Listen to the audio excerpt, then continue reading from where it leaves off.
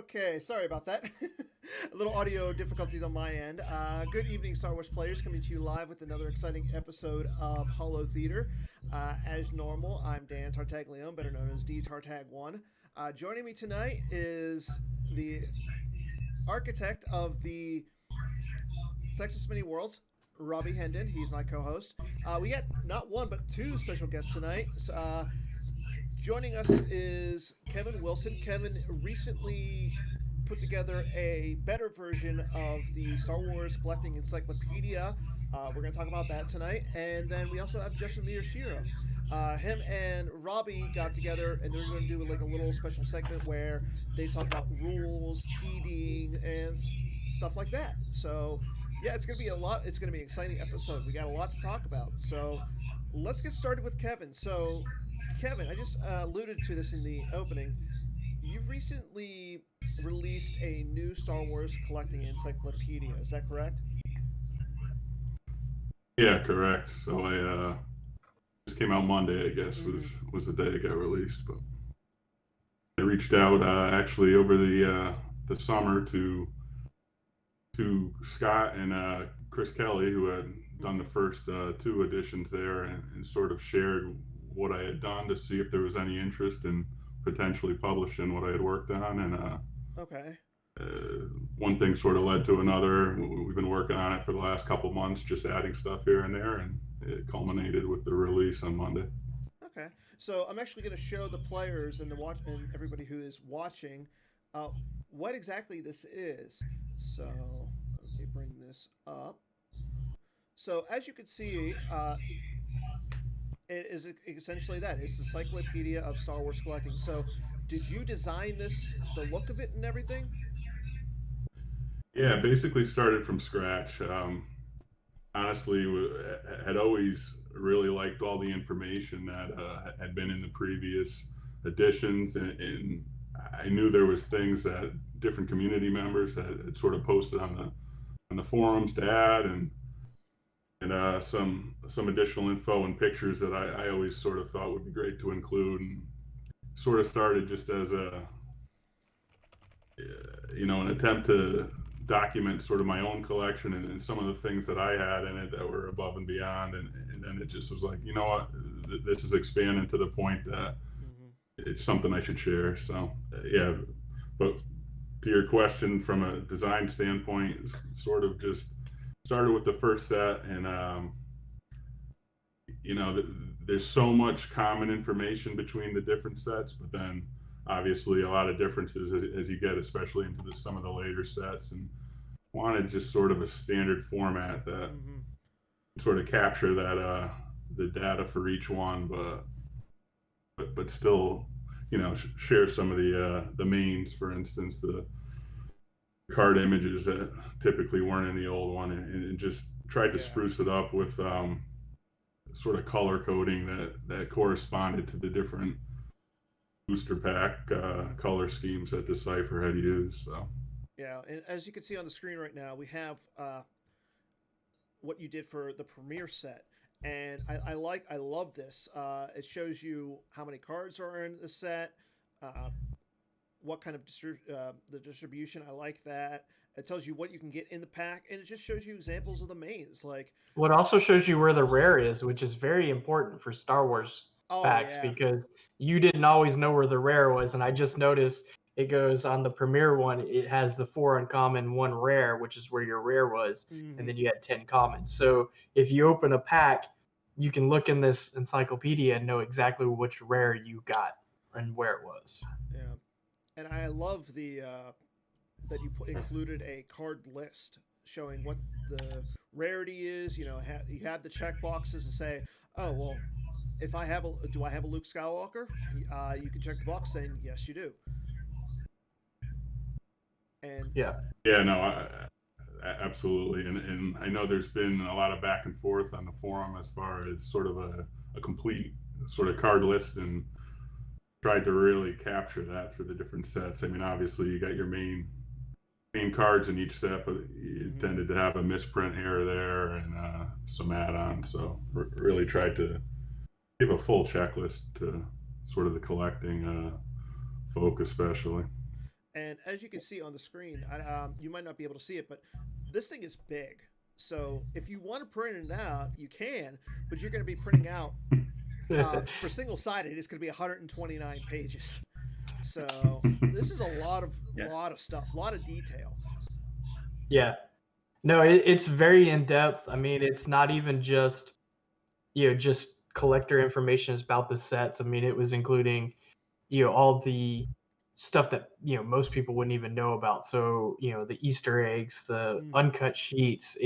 You got a lot of the pictures from uncut sheets. I forgot to send Scott mine yesterday, but I can add one more picture to that this week. And you've got you even had the picture of the Hoth light side rare print with the dark side back. You even had the sheet when it curled around, it had the dark side backs on it, even though it was the Hoth light side sheet. And I thought that was really, really cool. I mean, there was a lot of design and thought that went behind it rather than just capturing the information. It was really well put together. Yeah. I will say this, as you can see, there are some images that are needed. So if you have an uncut sheet, send them to Scott, send them to Kevin. We'll get those in there. Yeah, I love this. Like, and as you said, Robbie, like there's Easter eggs. There's there's a nice big section on Easter eggs and that's just cool things. There was the scry covers, the inquest covers. I mean, you even hit things like the T-shirts, which a lot of people haven't seen all the T-shirts yet. Just every little bit, and even like the little ads and things like that. The print campaigns. I mean, I look at a lot of this and I'm going, I kind of remember it, but it's been a while. Yeah, I would. Sorry. Oh, you're fine. I was gonna say I really love this as a newer player to the game who wasn't really around for most of this stuff. Like, I didn't even realize that there was such a time gag. Wow, one of those words, time lag between the release of like limited and revised of Dagobah and these other sets and stuff. Yeah. And I didn't know that there was a misprint of Dodge and stuff like that. Like I'd intended to peruse this a little bit and instead read basically the whole thing. It was super interesting. Yeah, I mean, even the OTSD boxes. I mean, geez, we haven't seen all of those for some time. But this was also one of my favorite parts. You just hit the magazine coverage, and where you went and grabbed the actual Scry magazines where Star Wars was on the cover. I found a couple old ones where they talked about it, but I didn't have any of the ones where it was on the cover. And even included the red leader, gold leader shrink wrap in there. I was like, man, this is so much more detailed that I think anybody expected it could be. And now that it's all in one place, we don't have to worry about tracking down so much of this information.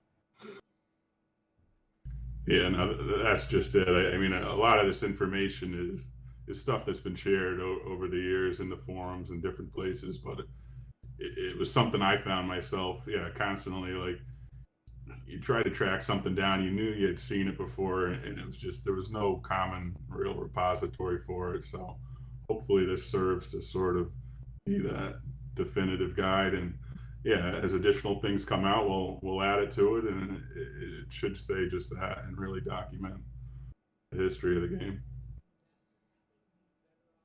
Yeah, I mean oh, go for it. No, just going to touch. I know you guys were talking on the uncut sheets. That was something.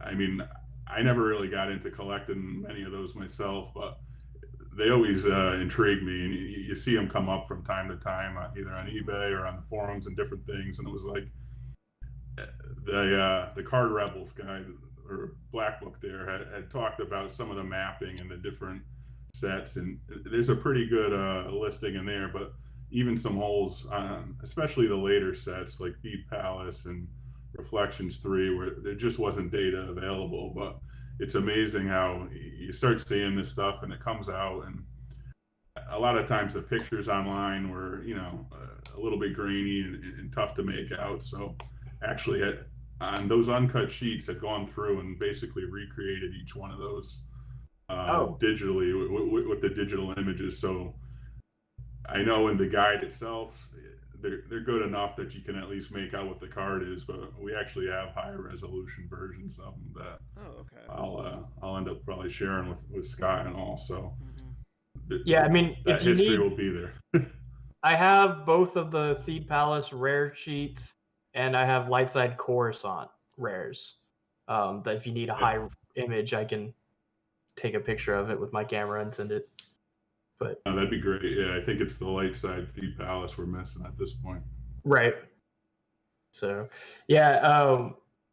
I mean, this is so much information that I know, like you said, was in so many different places. I know Jim Colson worked on a lot of it for a very long time and tried to document on it, a lot of it. But I mean, it's just incredible the amount of information that's in there. And I mean, you think about it, Decipher only had it for 5 years before they lost it. 6 years, something. No, I guess it was 7 because it came out in '95, I think.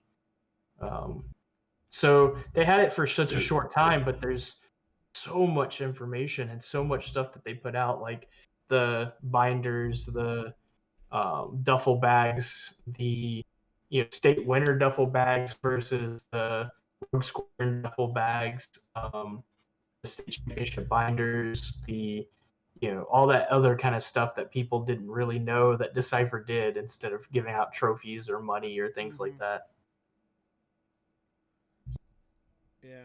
Yeah, no, and that's stuff that Chris and Scott and the community were helpful. And I honestly never got into playing the game. I've always sort of been very much on the collecting side and really wasn't aware of a lot of those things. But I know Chris had them in the previous guide to a degree, and then maybe just additional pictures and all sort of came out from the different things Decipher had shared early on with the PC. So yeah, just looking over it, even in that little bit of just time that we took to look over it right there, there's just so much that you can go back. Like, I love how you included even a Reflectionist Gold checklist.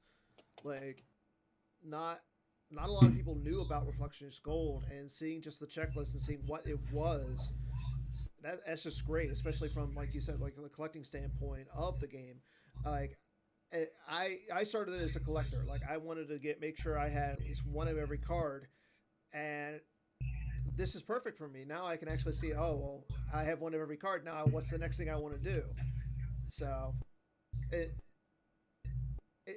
I love it, and I'm just glad that you took the time, the effort, and you made something that looks really, really nice. Like, don't get me wrong, the first one and the second one were really nice, and I like how there is information on the forums.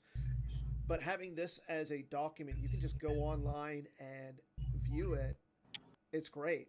And as you saw, like, there's a nice little table of contents. There's everything. And thank you.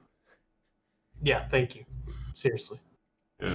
Oh, of course. Yeah, it's a lot of hours went into it, but yeah, very happy with the result. I'm glad I can share it, and that all the fans can sort of appreciate it and gain something from it too. So it's not something I just squirreled away and did on my own anymore. It becomes a community thing. You know what? I would love to see, like, I know this may be a little bit more down the line, maybe like something like the PC, all the stuff the PC has done included as well. But that's something maybe for a later date and time. Like, yeah, some of that's also going to be hard to track down what the PC's done, because different people have kind of come and gone, and some of that might just be forgotten information at this point. Yeah. Which is a shame, but maybe we can pull it out and recreate it. It just there's a couple of periods of time where people changed and Scott wasn't always as heavily involved, and some of those people aren't around anymore. So it would be interesting to see if we could recreate a lot of that, though. Agreed. Okay. So again, thank you, Kevin, for doing this, and thank you for coming on and talking a little bit about it. So if you want to go on and actually view this, it's on the resource section of the PC site. So all you got to do is once you bring open the PC site, if you just go over to resources, it's right there.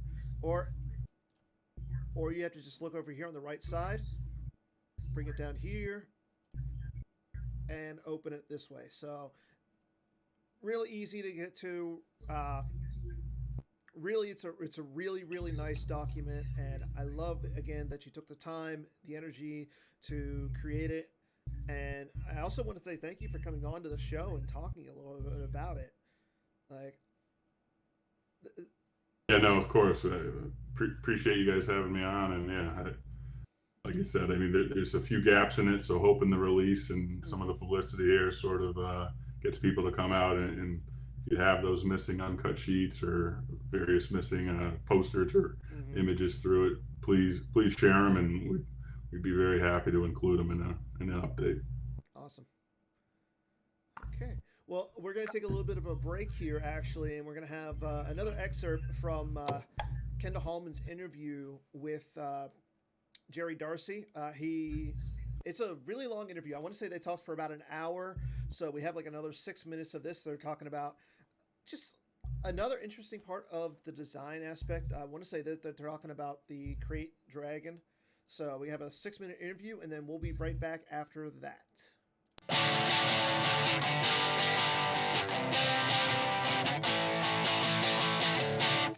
on the horn. But let's talk about the Crate Dragon.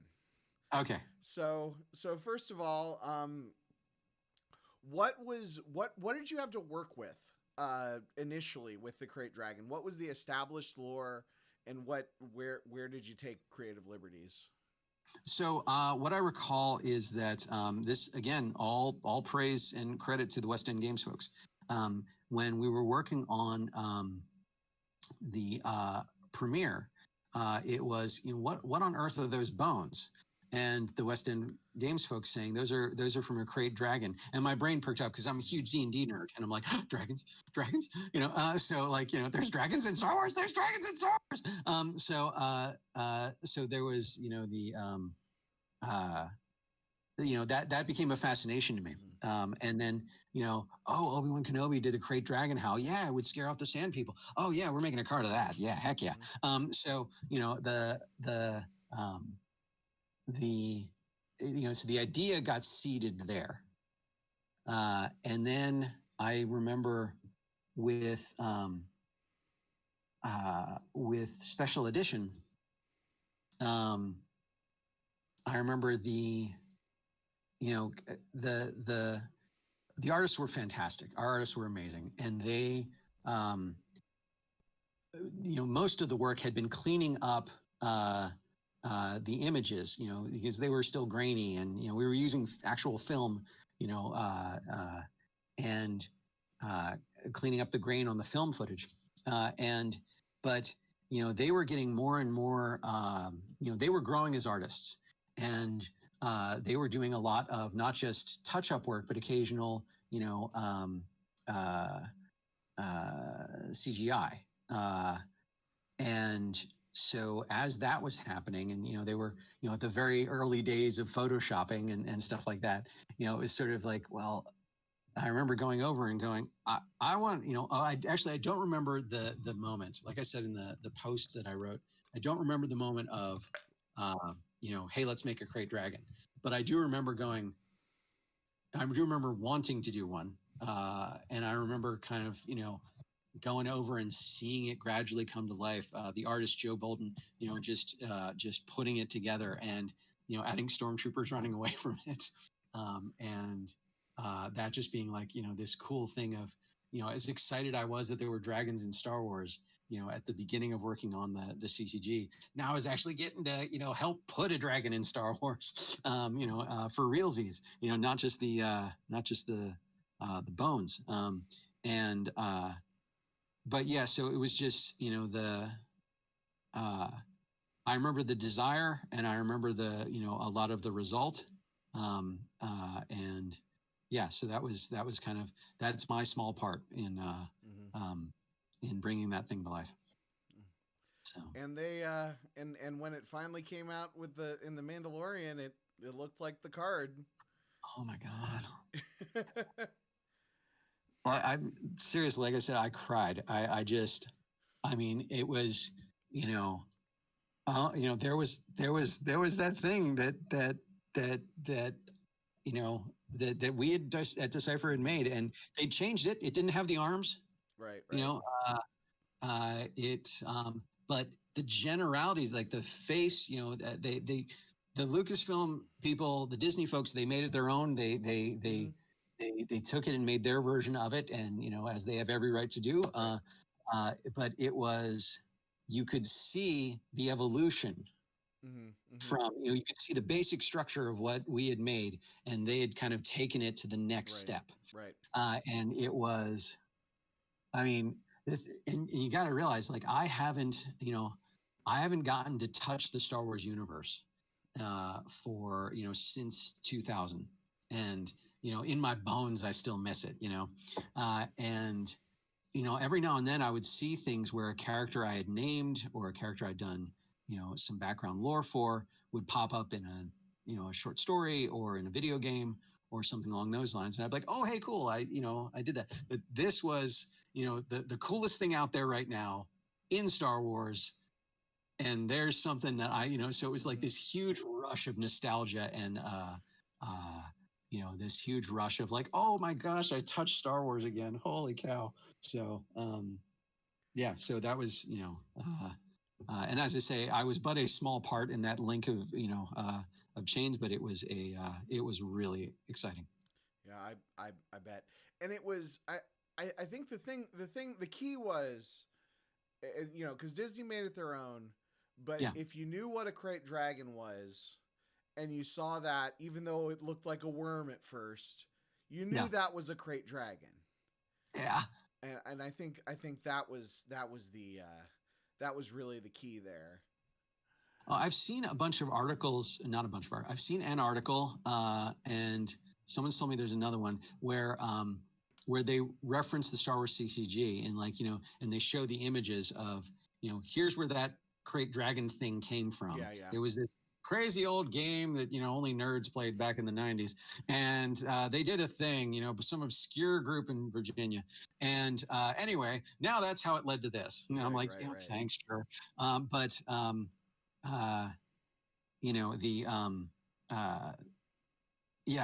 It was what struck me is, at first they had it kind of tunneling underground, and I was like, ooh, and then they came to the cave.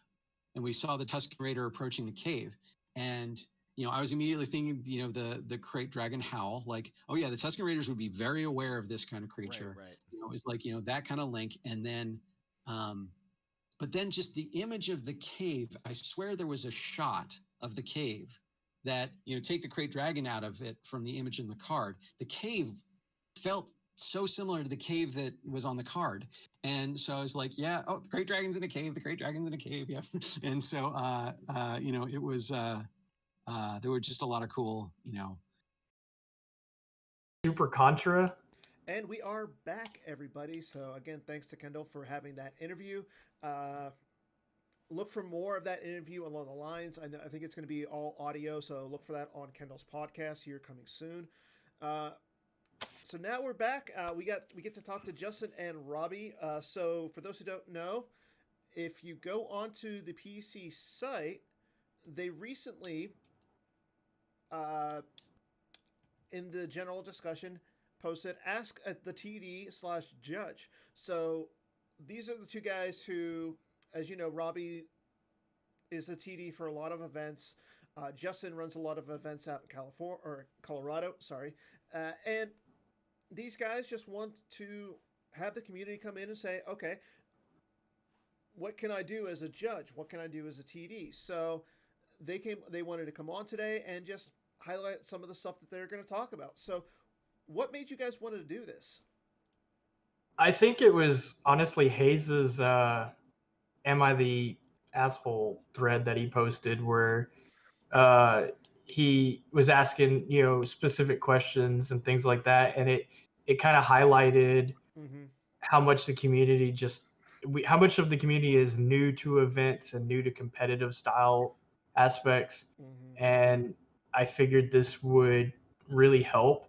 I think Justin is highly knowledgeable from Magic judging over the years, and he could bring it. He could also bring a really professional aspect when it comes to why Magic does a lot of the stuff that they do, and why we should look at possibly doing some of it as well.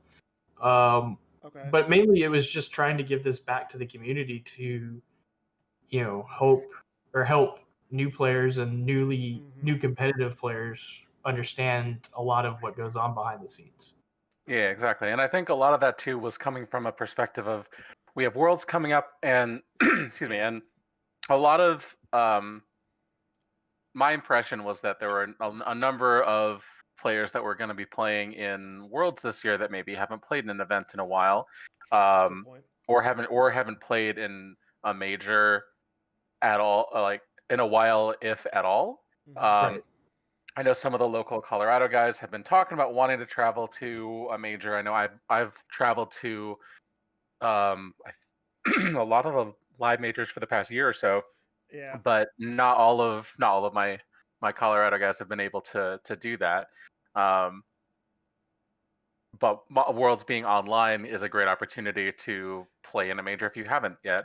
And even as someone who's played in a lot of competitive Magic tournaments and run a lot of competitive Magic tournaments, there are some different things about a Star Wars major that I think having a little bit of, call it a primer if you want, to the things that are the things that come up for a player at a major event. I think having something like that would be useful. And then also, talking about a little bit of the things to expect, both as a player and like what's expected of you as a player for a major, and for Worlds in particular, because even people who have traveled to a lot of majors maybe haven't played an online one, and the online one is a little different. So it is. Right. I mean, you don't have that interaction. You're basically playing against a computer screen, and versus playing in person where you can actually like read the person, get a feel for their body language and everything. It's so different playing in front of a computer. And I know there are a lot of people who don't like that. They miss the human interaction of the game. I know like Reed Smith comes into the biggest one that I can think of. Like, I don't see Reed signing up for this Worlds just because it is online, but you can bet when Worlds is in DC next year, he'll be there. Right. Probably fighting for second place.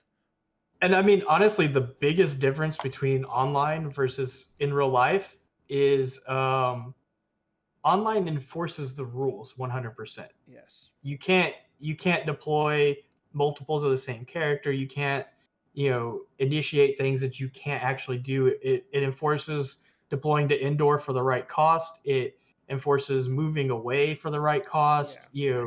It enforces the rules that we sometimes mess up on, and then we have to kind of take it back, or we could end up in game states where you're calling me or Justin over to come fix it, kind of thing. Yeah. And so, that's kind of what we're also going to touch base on in our little primers, stuff like that. Some of it, like, calling a judge doesn't really happen online because, there is the game's the judge at that point. But how is that from a tournament director standpoint? I know it sounds like it's easier, but at the same time, is it as easier? Like, is it easier? Yes, 100%. Okay, so from a tournament director standpoint, you prefer online to in person? Yes, 100%. Okay. Because usually, if you're the TD at these events, you're also the head judge in every other role that is at these events. And I think that's actually a great segue into kind of get into what Justin and I want to talk about. And we're going to lead off with the staff roles at these events in person. A lot of times, you're going to have a tournament director and a head judge. At the very minimum, that will sometimes be one person. It sucks when it is, but we can't always fly our great rules team around everywhere. And so sometimes it falls on the head judge to do. Why can't Well, they all have families and kids that they can't get away from. They don't have their priorities in place. Yeah, that's what I told Tim for years, but Tim doesn't listen to me. Well, so he's a Baltimore Orioles fan. He doesn't listen. He's a Ravens fan. Don't listen to him. But yeah, usually at like anything on the East Coast, so NPC or Worlds over there, you're going to end up with a person for each of those. Yes. At a lot of our majors, we tend to fly out at least one commentator who also acts as the fourth position that I tend to want to add, but it's a little bit harder at some of these events, which is a streaming coordinator. Yeah. So the head judge is responsible for all the rules questions. If there's any judges underneath him that are there, which doesn't really happen at Star Wars events like it does at Magic events or some of the other games, he's got the final say as far as the rules of the game for that day. There is nobody else you can appeal to. If you don't like his ruling, you're kind of stuck. That he's the head judge. That's it. The TD is there to ensure fair play across the event, to handle registration, to handle any venue things that pop up. And at our events, they also tend to act as the person that runs the tournament software and things of that nature. When there is a head judge, I tend to fill in as a second floor judge. But if you don't like my ruling, then you could always appeal to the head judge, and then he would have the final say. And then the commentator is strictly there just to commentate for the live stream. They're not really involved in the running of the event, but sometimes we do lean on you guys to come in and help us get set up or things of that nature.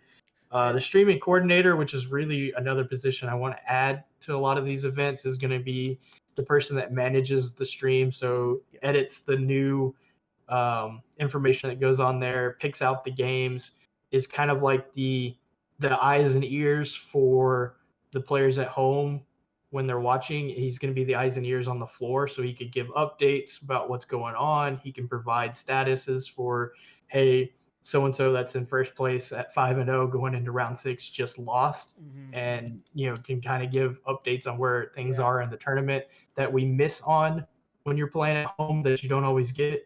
And they would also be kind of in charge of doing some of the updates on the forums and things like that. Sometimes as the tournament director, that's what you're doing, is copy and pasting the forum pairings and the results for the last round. You're copy and pasting those onto the forums and posting them there so people have an idea of what's going on. And those are usually the 4 roles. We sometimes will have like one of Scott's friends as a helper, and any help for the tournament staff is greatly appreciated, as I'm sure Justin can attest to. And I'll tell you what, anybody, even if you're a helper and your job is to go get pizza for the people who are volunteering, that's a big help. Yes. But because go ahead, Justin.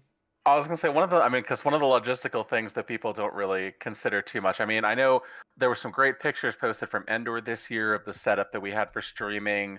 I think it was that Chris Werfs got a hold of some of the promotional material that a local movie theater had used for episode 9. So we had really slick looking background for the players, if not on the stream itself.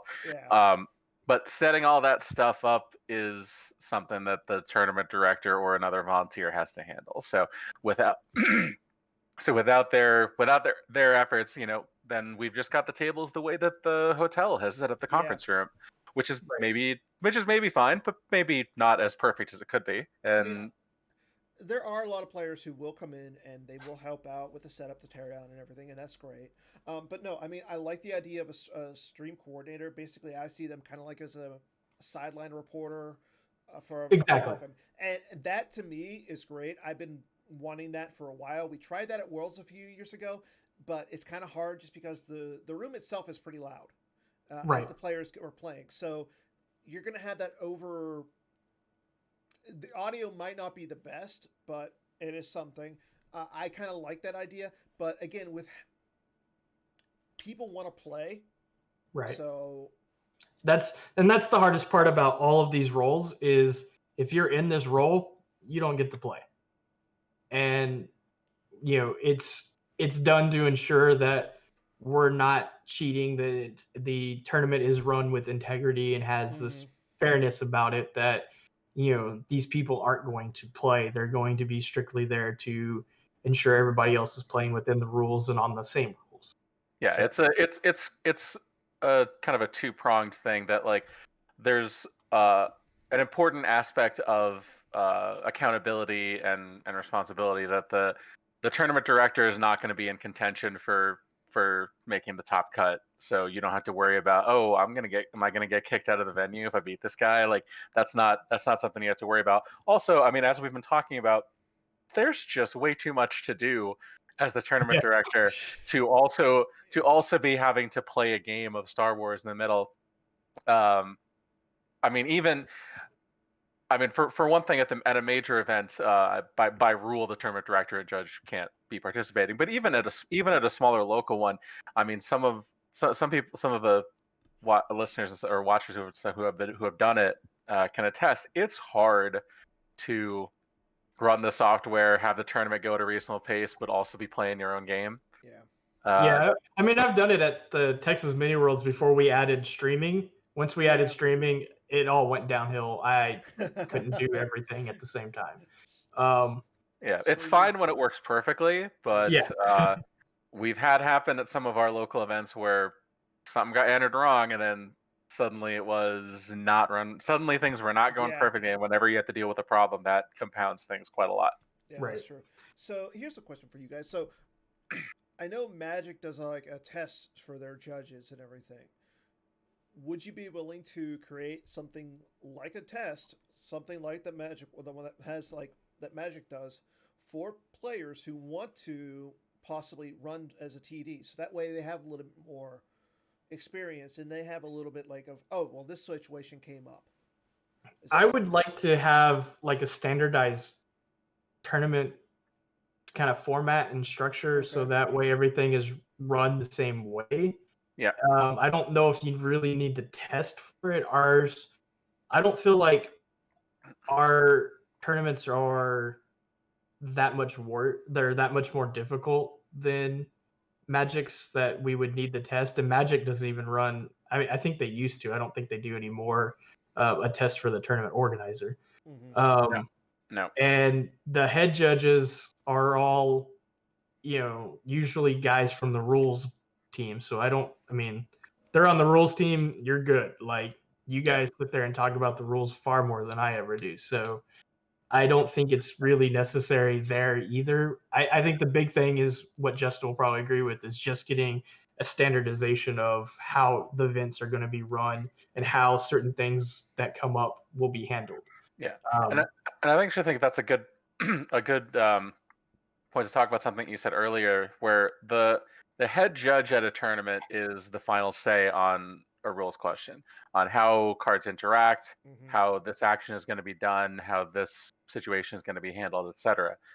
That doesn't mean they're making it up on the fly.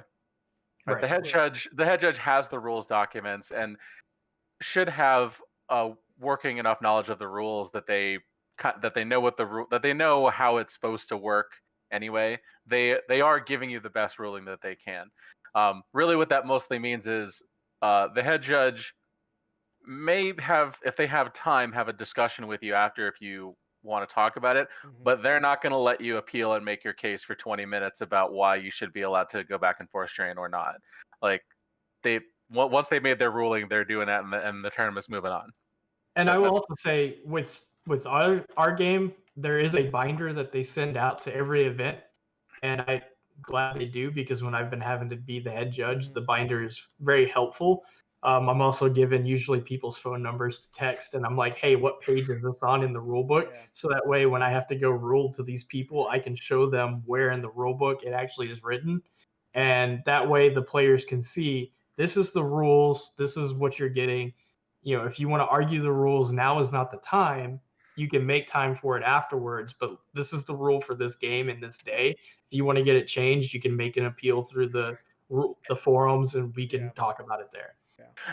And that's actually one of the other things we want to talk about too, is that at major events, and this is one of the nice things too about playing in an online event, is, as we said, GEMP will run it for you. So you're not going to have a question of, I don't know how these cards interact. It's like, well, play it and find out, and GEMP will tell you. And if GEMP's right or wrong is a discussion for later, but however GEMP is going to be the head judge ruling for the day. Yeah. But at a live major, if something goes down, if a game situation comes up that needs to be adjudicated, in our game, you'd want to call a judge in, which we'll talk about. But principally, the way that those situations are typically going to be handled is there a fair and equitable resolution? The judge is going to work with the players to find the best solution that kind of preserves the game state the best and fixes the problem the best. Which is not always a clear thing, which is why it's really hard to be the head judge sometimes. But and I think that's all. There's guidelines to that, and that's the idea of what's going to happen there. So, and the other thing to consider is that the judge is not looking to inflict a penalty on you. They're not like headhunting for game losses or anything like that. The judge really, especially in Star Wars, when we're only playing one game for each tournament, for each tournament match, or for each, I guess, round. Well, round is anyway. Yes. Yeah. You're playing one game against this opponent and then one game against the next opponent and so forth. A game loss kills an hour of your day and can drastically affect your tournament. I mean, it can in all games, but particularly in ours, where the one game means that's just a loss. So the judge is going to work pretty hard to avoid having to do that if it's at all possible. And I can also say I don't know of many judges that enjoy giving penalties. We would all like to try to avoid it when possible. I can think of the only times you actually enjoy it, and even that's a stretch, is when somebody is trying to cheat and you DQ them. Most of the time when they're cheating, you still feel bad because you're like, this is messing up the event. But I have to get rid of you because the other players here matter more than you do. But there's not a time where I've ever given a ruling. I've always hated it when it's like somebody looks at an extra card, and that used to just be a straight up game loss in Magic, where it's like, oh no, you drew extra card, that's it, game loss. You can't do anything about it. And it sucks when you do it to a new player and they don't realize that that's what it is. But it's a highly competitive event, and knowing the rules is part of something we're going to talk about later. But there's just no joy from the judge's side when you have to give somebody some bad news. So, but for some of the players that haven't been to events, the way the event runs is pretty straightforward. Every round you get the round pairings will usually be printed out. We've been trying to do that more and more. Sometimes we can't always get a printer, in which case then we'll call them out. But usually we try to print them out, and you go up, find your person. All the tables are numbered. You go find where you sit. You play your opponent. You come up, report the result, and get ready for the next round. There's not always going to be a lunch break involved. So if you finish your round quick, go get some lunch. Bring snacks. Snacks, bring lots of water, drink lots of water. Playing 8 games during a Saturday, even if you're sitting down, is a mental strain, and you can go through dehydration and hunger and all that kind of stuff just as well as anybody else. So you want to stay hydrated for mental reasons, not just playing better. And then we've gotten really better with our tournament software to where it's sped up a lot of the pairings, and it tries to pair people based on similar records. So if you're 4-0, you're not going to be going into round 5 against somebody who hasn't won a game. You're going to get paired up against either the other 4-0 people or somebody that's 3-1 if there's odd number of people. It tries to pair up people as best it can, from the top down. It gets kind of wonky in Star Wars because we have to alternate sides. So it really does the best it can. And, it does get wonky sometimes going into that last round where you can't always call who's going to make what because of it. But, and you're going to be there, for 9-10 hours in an 8 game day, if not longer than that. Yeah. Each round will last an hour, and then after each round, we have to wait for the games that went to time to finish, which can add 5, 10, 15, 20 minutes sometimes. And then those results have to get entered. The new round has to get paired and printed out and put up on the wall. So sometimes rounds can end really quick and be done in 50 minutes to an hour and turn around real quick. Sometimes it takes an hour and a half. Yeah, and that's just kind of the way tournaments go. But yeah, that's kind of how most of the events run. You shouldn't have to worry about any big surprises there. You should only bring the cards that you have on you, or that I'm sorry, the cards that are in your deck. Yeah. Well, you shouldn't keep extra cards. Also, before we transition to the things that that a player who's going to their first major or wants a refresher on it can expect, one thing that I do think we wanted to talk about a little bit is like when you how you actually get to play in the event in the first place. Pretty commonly nowadays, there will be pre-registration available for a tournament. For the GEMP majors, to my knowledge, it's all pre-reg. You can't register on the day of. And then a lot of that is scheduling reasons. We got to assign people to pods and everything. For a live major, it's usually not as restrictive because, well, the tournament starts at 9 o'clock. So only the NPC is restrictive, and that's because of the bracket ahead. Because you have to do the bracketing, yeah. But like, at Endor, at Continentals, those sorts of things, you can sign up on Saturday morning. If you want to do it that way. I would highly encourage you to pre-register, because if you bought your plane ticket and your hotel room and flew out to this tournament, I don't know why you did that if you weren't sure if you were going to play in the main event. Yeah. I would think that decision would have been made at least Friday night. Like, at least you would know Friday night. Right? Hey, I'm gonna say this. I actually did that for Worlds. I had to play in day one. Didn't have a first round or the day one bye into day two. Essentially, flew out, and then Scott was like, "Well, there's only 3 people who don't have bye who's played in day one, so everybody gets to play." I was gonna be like, "Okay, if I don't make it, I help run." So there's always that too. Yeah. But one thing to consider is that there's a lot of back end stuff that has to be done to enter somebody into a tournament. Now that stuff's not really important for a player to know, but just to consider that it's not just, there's 10 people in the line, so they're going to hand over their money, put their name down, and they're done. It's not always quite as simple as that.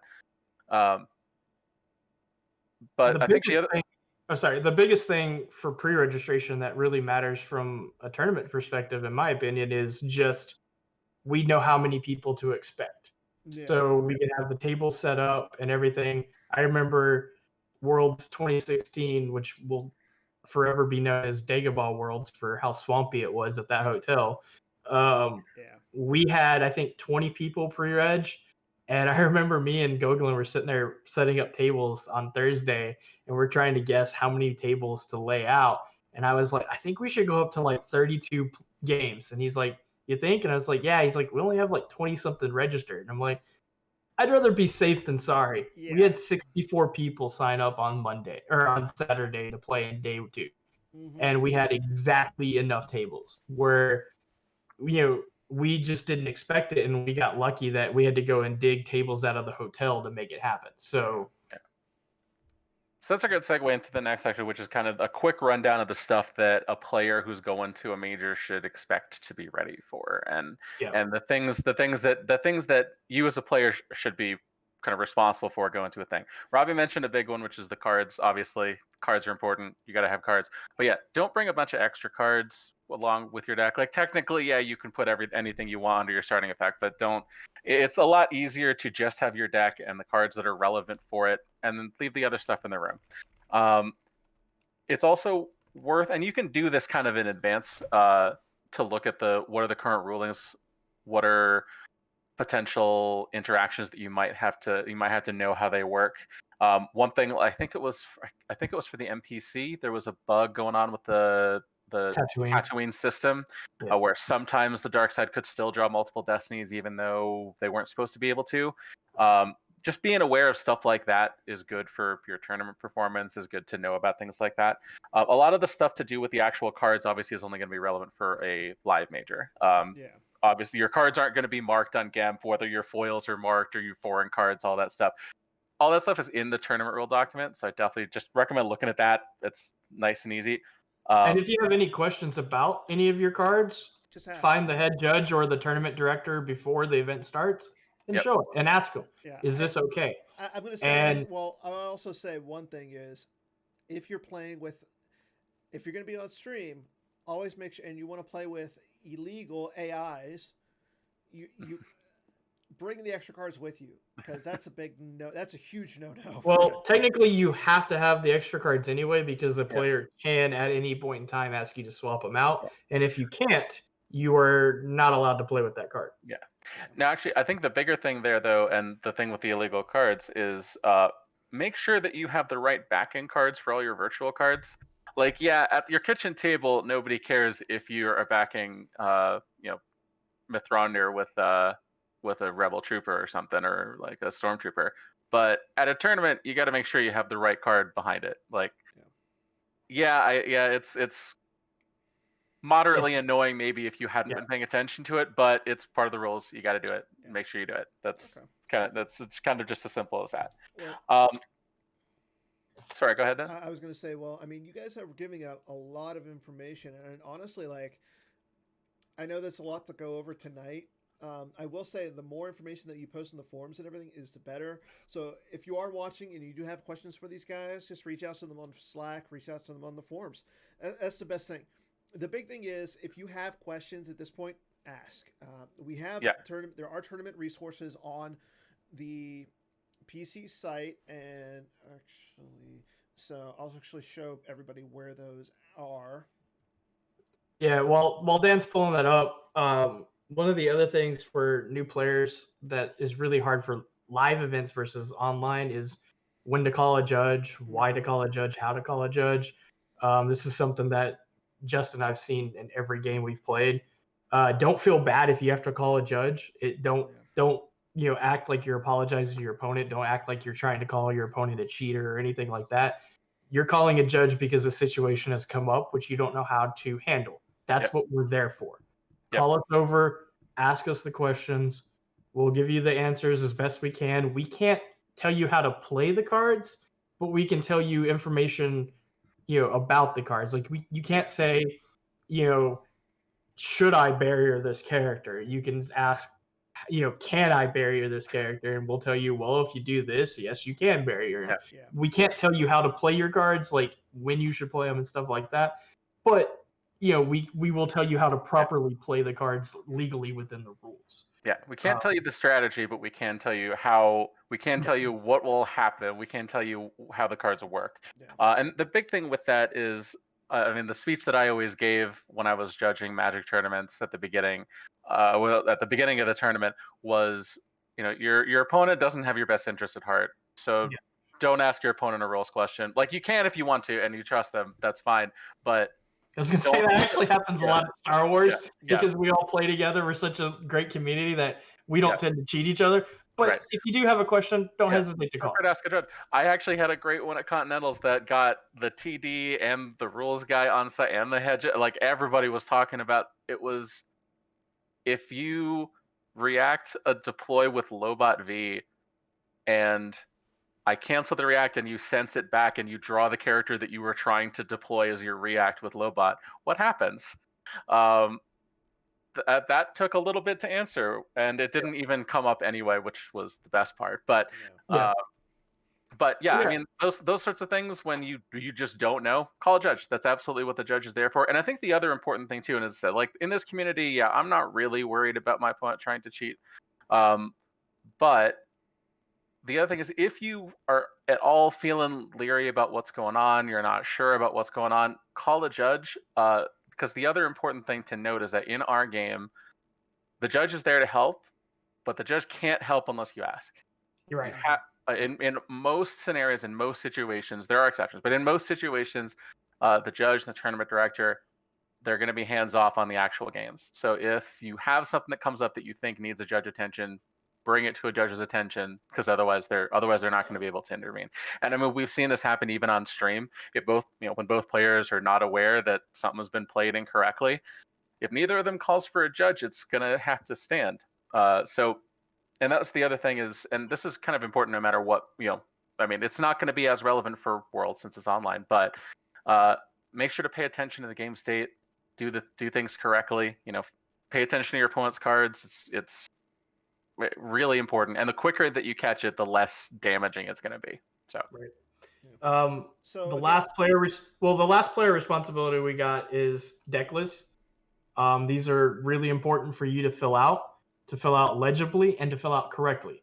It's really easy to do, and there really isn't much excuse for messing it up, and it can lead to bad things happening to you down the road because you didn't fill this out correctly. It takes 5 to 10 minutes to do this and go over it and make sure you did it right. There's abbreviations that you can do. You can do the little quotation marks to signal the next card is the same thing as the one above you. There's all sorts of little shortcuts you can do, but fill it out correctly. It is extremely important. Yeah. And this is something that is important for Worlds as well. Because you are going to have to submit a deck list, and it's even easier to get it right for Worlds because you can just export the list from GEMF. You don't even have to handwrite it. You don't have to. You don't have to worry about your handwriting and stuff, and whether you remembered to write V next to Obi-Wan or whatever. Right. You can just port it out of GEMF. That's to do that. But it is your responsibility to load up the correct deck for your game. So I would suggest naming the decks Worlds - your name - what side and the deck title. So you can't mess it up because you're never going to name your test decks something so long and complicated. So do that at the last step before you submit the deck list. And then on Saturday or Sunday when you're playing, it's really hard to mess that up. Yep. So, and then the last big thing, since this is online, if you're playing in the tournament, do not watch the stream. We would love to have you watching it, but while you're playing, do not do it. Yeah. Watch later. You can watch when your pod is over, you can watch. Yeah. Don't watch the stream don't watch the stream during your pod, and don't spectate the other games from your pod for the same reason. Yeah, don't jump in GIP and go, oh, well, these are my two opponents in my pod. I'm going to go watch their game. Do not join the game. This usually isn't a problem because we tend to restrict viewers on the games, but if that doesn't happen, don't do that and don't watch the stream. Yeah. I know it's tempting, especially when, especially in this kind of thing where it's like, Justin Desai is playing against the number 2 seed from his pod. That's really interesting. I want to watch it. And then you forget that, this is my pod. I shouldn't have jumped into that game. Right. My bad. So. Yeah, so that's the real quick stuff. Dan can show you where you can always ask us here. If you have any questions, you can reach out to me, Justin. You can reach out to Chris Schoenthal, who is the tournament director, or Imra Hill, 327 on the forums. And so if you guys have any questions, feel free to do that. Hopefully this has been somewhat helpful to new players and veterans alike to watch and listen to. Okay. And as I said earlier, so if you have any questions regarding any of the tournament resources, all of them can be found here. Just click on the nice little image of All Wings Report In, and everything just pops up. So you can see like deck lists, the advanced rulebook or the tournament rulebook. Yeah, all the resources are right down here. Down at the bottom. Yeah, they're pretty easy to find. So. And then moving on, so just go over some quick stuff for tonight. If you're not paying attention in the Star Wars CCG world, there is a tournament currently going on. That one is called the Road to Worlds. As we know that Worlds is next month, Taco Bill Kafer, the one and only, decided he wanted to run a little event as a pre to Worlds. So Set 13 just dropped. This will allow people to get on and test some decks. So, as you can see right now, Paul Myers, who recently came in second to Justin Desai in the OCS playoffs, is currently in the lead. There are right now only 4 people have finished their games, so everybody get on there and play. I didn't see Justin. I don't see that you and I'm over here in last because I've signed up, but you signed up, but you're not playing. Justin, are you playing? 1-1. I'm 1-1. I'm in 1-1. 30. Okay. I'm in 32nd right now. See, So- I'm in 47th. I'm still good. You're tied for 47th. Correct. I mean, I'm sitting right here at 38. I got 3 games in. See, he's doing better than you. That's not hard. Both my games were against Jared Napolitano, who's currently in 4th. So that's doing good things for my strength of schedule here. But True. we'll see how the other 10 go. Yeah. I see that Joe Olsen is 0-3. That's not what I would have expected. So this is probably what he's doing. Is the same thing I'm going to be doing. I'm just trying out various decks to get back into playing because I haven't played so long. But I also don't even know if I'm playing in Worlds yet, so you're playing. I might be running it, and I don't know if I can play and run it. That has not been determined. Okay. I'm playing for sure. So speaking of Worlds, if you haven't signed up to play in Worlds, well, get on it. Right now, there's only 22 people who've signed up. Justin is the only member of the trio right now who's signed up. I know I've said on record that I'm not going to play. I'm going to run all the commentary. However, if you haven't signed up and want to sign up, you have until next Wednesday to sign up. So, 25th. Yeah, that's next Wednesday. Holy crap, is that next Wednesday? That is the next Wednesday. So Worlds is only in 3 weeks, right? Yeah. Like 3 weekends. And you know what? It's only $25 to play. Like, seriously. If you want, okay, I'm going to say this. If you haven't, if you're a first-time player and you want to play and you haven't played, I will pay your entrance fee. That's a good deal. Okay? If you are watching and you want to play Worlds, I'm going to do a challenge. You have to have not played in Worlds. Actually, you know what? No, I'm not even going to do that. You have not had to make a top 8 at Worlds. Hey, that's me. Can you give me $25, Dan? No, you already signed up. These are I haven't signed up. You are not helping reinforce our pre-register for events guideline, Dan. I'm just saying. Well, but yeah, one of the other things to do when you do sign up, please put in there your preference. There are 4 different start times. Yeah. It is very, very important to put that in so they can get you signed up where you want to be. Otherwise, you could be in the 4 a.m. Saturday pod. Yeah, that's not good. So I'm going to be posting this on the forums. If you're watching right now, you haven't signed up, you're a person who has not made a top 8, and you want to play, enter, and I'll pay for your entrance fee. You know what? I'm going to say this. For those who don't want to play, but who do want to help out, we're still looking for volunteers. I have a few people already contacted me who want to do commentary.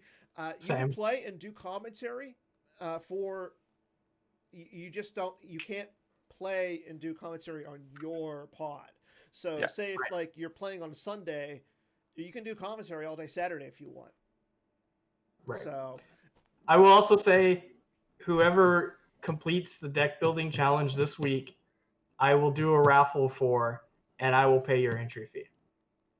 So if we have multiple winners, I'll do a raffle. Whoever wins out of that raffle gets it. Okay. I like it. But you just have to do the deck building challenge this week. And this one's going to be a fun one. Oh yeah, this one will be fun. So very thematic for set 13. Very correct. But we also have another tournament going on.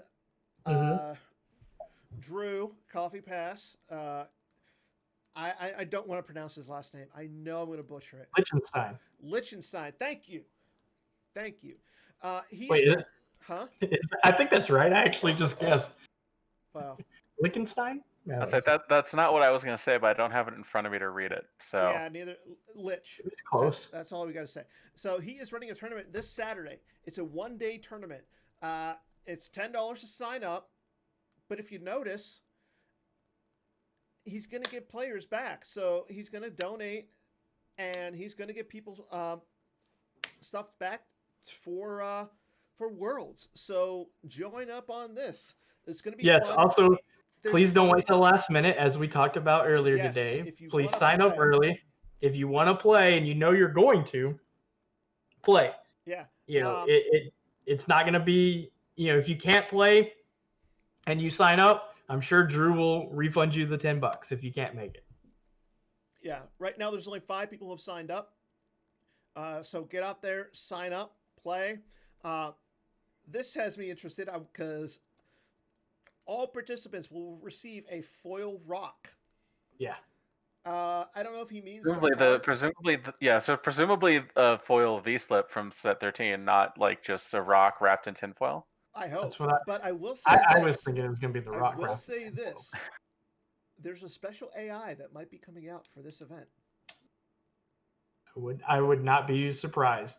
If people haven't figured out, we tend to come up with prizes last minute and do things kind of. Well, this one's not last minute. Well, that's fair. But you know how we do things. We tend to not always announce everything and drop it in and send it out. So yeah. So be on the lookout for that. So sign up to this event, get your foil rocks, and let's have some fun. Yeah. And then the only last thing, so we talked about it a little earlier. So unfortunately for this week, or for last week, I will say actually, we didn't have somebody who completed the last week's deck building challenge. So nobody got all 5 Inquisitors on the table at one point. Really? Disappointed. I'm very disappointed. I am a little disappointed. I was gonna say I did, but then I was like, oh wait, no, that was against the bot. That doesn't count.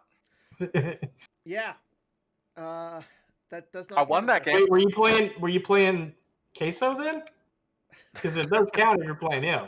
But it has to be only if it's a league game. It has to be a league game though. Oh yeah. What, yeah. I guess you can't schedule league games against a bot. Did you beat the bot at least? Yes. Okay, that's fair. So look, I'm not saying the bot didn't sense me on turn 1, and I almost conceded to get to the bot once, but So I won that game. So for this week's deck building challenge, it's going to be a little, as Justin alluded, it's very thematic for set 13. This one I just came up with on this randomly, and you know what? I'm happy about it. So this week, you have to do a castle run with a full Falcon. So I do realize that the Falcon only has 4 slots for pilots and passengers, and essentially there's 6 cards that you would make it up as a full Falcon. So you get to choose who you want. So between Captain Lando, Chewbacca V, the new Han Solo, I see what you did there. Beckett, L3, and I'm not going to pronounce her name. Kira? Amelia Clark. Is it Kira? Kira. Yeah. Yeah, it's just Kira. Amelia Clark. There we go. So out of those 4, you have to have, out of those 6, you have to have 4 on the Falcon and complete a Kessel Run. Notice, it's not Kessel Run V. It's Kessel Run. So, but I mean, you can use the new Kessel, you can use the new Corellia, and that's it. Just complete one Kessel Run. And to be clear, you are restricting it to just those 6, not the other people. It has to be one of those 6, just like the movie. And not any persona, though. It's got to be 4 of the V13 ones. Yeah, those exact. 4 of the V13 That's why I put up the graphic of those 6. That's what I just wanted to make sure. And yes, you always have to win the game. You have to win, and it has to be in a league game. Yeah. So otherwise, I mean, come on, this isn't that hard, is it? Right. I mean, it might be that hard to get all those characters on a ship, but yeah. So yeah, that is this week's deck building challenge, and as usual, I'll be posting it on the forums. And what you have until next week to enter. For those who enter and win, will receive a nice prize, and Robbie will pay your entrance fee to Worlds. Yeah. So Justin already paid for his entrance fee. So if he does it, because I'm a schmuck, will you reimburse him? I will either reimburse him or send him something really cool instead. All right. So if you've entered for Worlds and you want to enter into this contest, Robbie will send you something. Yes. Awesome. I love it. Okay, so we got one last thing for tonight. Unfortunately, both my guests and my co-host have seen the answers to this, so I'm gonna allow this into the general populace who are watching. So, for our lore challenge this week, it's kind of different. And this, Bill, if you're watching, you're not allowed to enter into this one because this was your idea. So the lore challenge for this week actually isn't a lore challenge, but it is. There are 3 cards in Star Wars CCG with the number 13 in their titles. What are those cards? I know. Shut up, Robbie. One of them's actually kind of tricky because it's not really a 13. Well, they're all technically not a 13. But they have. Well, yeah, but the other ones are it looks like it is more close to be a 13 than that one is.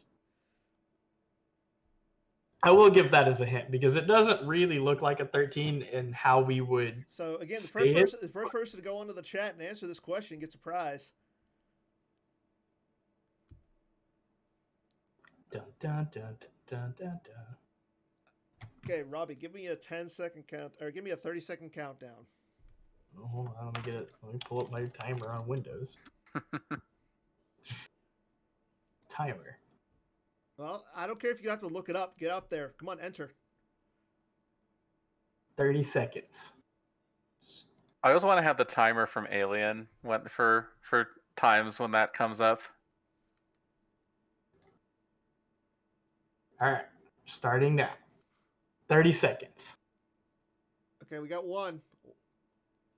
I will tell you, Dan, you would have super gotten me on this if you hadn't accidentally posted the version with the answers. I posted it because I didn't realize that you were in our Holotheatre chat.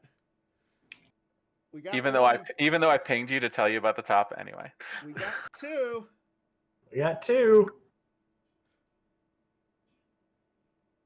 You know what? If whoever gets the last one gets the prize. The funny thing is,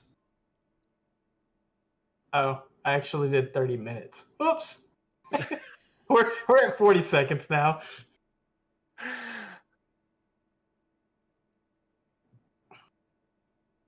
We're at 50 seconds. I like how Taco Bill says it takes more than 10 seconds to type it out. Who types anything? Just copy and paste. Right. And there we go. We got the winner. So yes, those are the 3 cards that have a 13 in them. So. What? No. Yeah, you were close. It wasn't 1338. It was 1138, but it was close enough. Yeah. Which is why I said that one's kind of the 13's in a weird spot. Well, because you would say it would be 1138 or 1138. So yeah, you wouldn't say 13. So go ahead and PM me on Slack or the forums with your address. We'll get you out the prize. And yeah, so I think that's all we got for tonight. I want to thank my guests, Kevin and Justin, for coming on. Robbie for being my co-host. Thank you to Kevin. Yes, and thank you to Justin. And always a pleasure to have people on and helping us support Holotheatre. Yeah. Yeah. So we will be back next week with another exciting edition. Stay tuned until then. So until then, good night and may the force be with you, everybody.